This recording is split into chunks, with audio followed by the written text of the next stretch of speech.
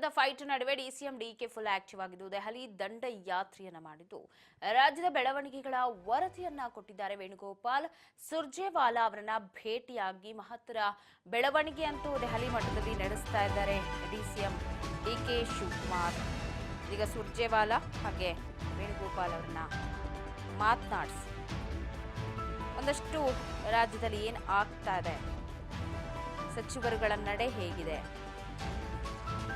High command ಮಾತಿಗೆ ಕಿಮ್ಮತ್ತು ಕೊಡದೆ ಏನೆಲ್ಲ ಮಾಡ್ತಿದ್ದಾರೆ, ಇಷ್ಟು ವರದಿಗಳನ್ನ ಕೊಡ್ಲಿಕ್ಕೆ ಮುಂದಾಗಿದ್ದಾರೆ ಡಿಕೆ ಶಿವಕುಮಾರ್. ಪಕ್ಷದ ಆಂತರಿಕ ಬೆಳವಣಿಗೆಗಳ ಬಗ್ಗೆ ಹೈಕಮಾಂಡ್ ಜೊತೆಗೆ ಡಿಸಿಎಂ ಮಾತುಕತೆಯನ್ನ ನಡೆಸಲಿದೆ.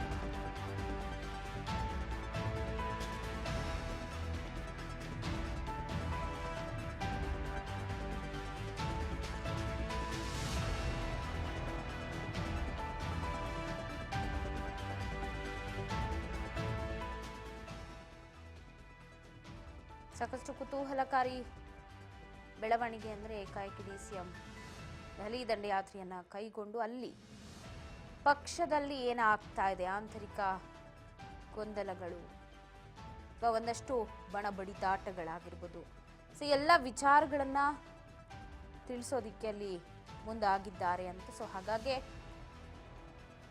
ಕೆ ಸಿ ವೇಣುಗೋಪಾಲ್ ಸುರ್ಜೇವಾಲಾ ಅವ್ರನ್ನ ಭೇಟಿಯಾಗಿದ್ದಾರೆ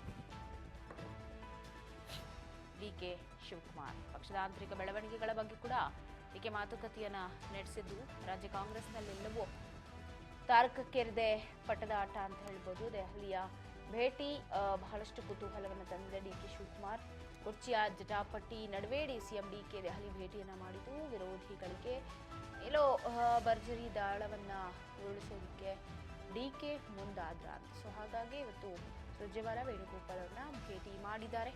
ನೋಡೋಣ ಏನಾಗತ್ತೆ, ಏನೆಲ್ಲ ವರದಿಗಳನ್ನು ಕೊಡ್ತಾರೆ, ಏನು ಎತ್ತ